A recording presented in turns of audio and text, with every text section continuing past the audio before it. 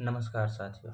आज फिर से मैं आप लोगों के सामने देश की बात करने आया हूँ। आज फिर से मैं भारत के भविष्य की बात करने आया हूँ। छात्र, जिसे कि भारत का भविष्य कहा जाता है, उसकी बात करने आया हूँ। एक छात्र नेता की बात करने आया हूँ, हंसराज, जो कि पटना यूनिवर्सिटी के छात्र नेता थे, बीएन कॉलेज के छात्र थे, BA honours, BA second year honours के।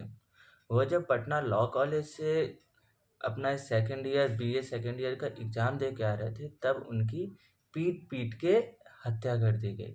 ये हत्या छात्र संघ अध्यक्ष के चुनाव के आपसी रंजिश में की गई। हमें ये समझना होगा कि ये हत्या किसी एक छात्र की नहीं है, ये हत्या पूरे लोकतंत्र की है। एक युवा जो कि कल को भारत का भविष्य हो सकता था, एक युवा जो कि कल को भारत का भविष्य बदल सकता था, उसकी हत्या है। और ये किसी एक हमें ये नहीं सोचना चाहिए कि ये पटना यूनिवर्सिटी की बात है तो हम क्यों इसके बारे में बात कर रहे हैं।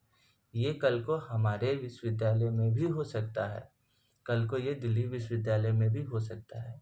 तो हमें इस पे सोचना चाहिए कि आज जो है आंकड़े बताते हैं कि हमारे यहाँ पार्लियामेंट में जो भी हमारे संसद भवन है या कहीं भी जो है, बताते हैं कि हमारे देश में युवा की संख्या तो बहुत ज़्यादा है, सबसे ज़्यादा जनसंख्या जो है हमारे देश में युवा है, लेकिन वो युवा नेता नहीं बनना चाहते। लोगों के मन में एक अलग ही ये सोच है कि पॉलिटिक्स एक कीचड़ है, हम इसमें जाएंगे तो फंस जाएंगे। हमें इस सोच को बदलना होगा, और इस सोच को बदलने के लिए इस प्रकार की जो रंजिशें चल रही है, इसे रोकना होगा। हर छात्र का जो कि किसी विश्वविद्यालय में पढ़ता है, उसका ये अधिकार होता है कि वहाँ के जो भी राजनीति है उसमें वो भाग ले।